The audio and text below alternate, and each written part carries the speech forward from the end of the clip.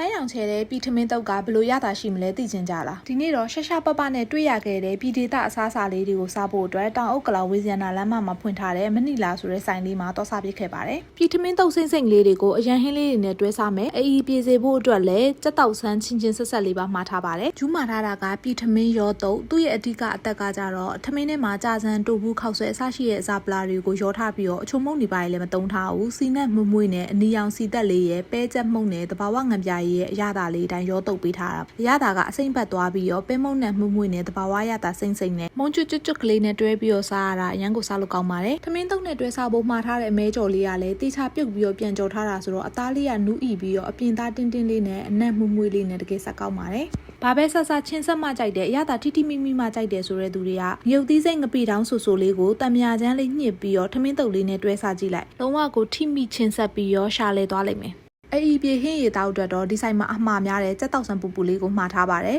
ဗမာကြက်ရဲ့အချိုတက်ရဲ့အပူရွက်ပူပူဆက်ဆက်လေးရဲ့ပေါင်းဆက်လိုက်တော့ပူပူမှုမှုနဲ့တစွန်းဆိုတစွန်းထိထိမိမိနဲ့အရသာရှိပါတယ်ဗမာကြက်နဲ့ချက်ပေးထားတာဆိုတော့အသားတော့နေပေမဲ့အဲ့အယိုးနာကတ်နေရဲ့အသားလေးကိုကိုက်စားရတာကအရသာရှိနေတာဒီတစ်ခုကလည်းပြည်ထမင်းတုပ်ပဲအစာပလာတွေတိုဘူးတွေတိတ်မပါပဲနဲ့အာလူးလေးနဲ့ထမင်းကိုခက်စိမ့်စိမ့်လေးတုပ်ပေးထားတာကျူးလိုမျိုးအရသာပြင်းပြင်းနေမကြိုက်ဖ ೇನೆ ပေါ့ပေါ့ပါပါစားတတ်တဲ့သူတွေအတွက်တင့်တော်ပါတယ်ဒီကြက်ဥချောင်းကြော်လေးကတော့စားကောင်းတယ်ထူးထူးခြားခြားတော့မဟုတ်ပေမဲ့စီနည်းနည်းအသားချစ်ချစ်ကလေးမို့လို့ဂျူကတော့ကြိုက်ပါတယ်ဒါကတော့စားနေရင်းနဲ့မိပြတ်သွားတဲ့အချိန်လေးပါမိပြတ်နေတော့မှကြက်ရိုးလေးတွေခိုးပြီးတော့ကြိုက်နေအောင်ပပမိသွားသေးတယ်ကြက်ရိုးလေးကမကြိုက်ရဘဲနဲ့လုံးဝမနေနိုင်ဘူးချိုးနေရပဲအရသာလေးရလေသူ့ရေလေးကတော့ပူပူဆက်ဆက်ဆိုတာဂျူကတောင်းဟင်းတောင်းရင်းနဲ့နှာရည်တောင်ထွက်လာရဒီလိုမျိုးအေးချမ်းနေတဲ့ဆောင်းရာသီလေးနဲ့ဆိုအရန်တင့်တော်ပါတယ်ကြက်တောက်ဆိုင်ရဲ့အရေလေးတွေတောက်လို့ကောင်းတာမဟုတ်ဘူးဒီဆိုင်မှာ free ပေးတဲ့ဟင်းချိုရေလေးရအောင်တော်တော်လေးတောက်လို့ကောင်းတယ်ကျူတို့စားခဲ့သမျှဟင်းပွဲတွေရဲ့ဈေးနှုန်းလေးတွေကို caption မှာပြပြထားမယ်နော်ဒီဆိုင်မှာပြည်ထမင်းတုပ်ကို ready made တုပ်စားလို့ရအောင်အခုလိုအနှစ်ထုတ်လေးလည်းရောက်ပါတယ်ဖူးပနာကနေလည်းမှာစားလို့ရပါတယ်အားလုံးပဲအဆုံးထိကြည့်ပြရကျေးဇူးတင်ပါတယ်တတာ